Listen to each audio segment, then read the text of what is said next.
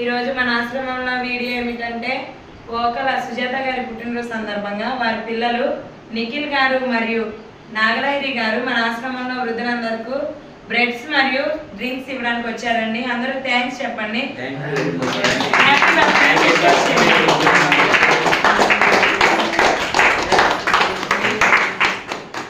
Wishes చెప్పండి. Happy birthday అని చెప్పండి. Happy birthday.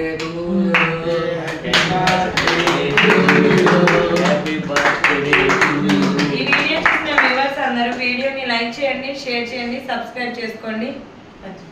వీడియో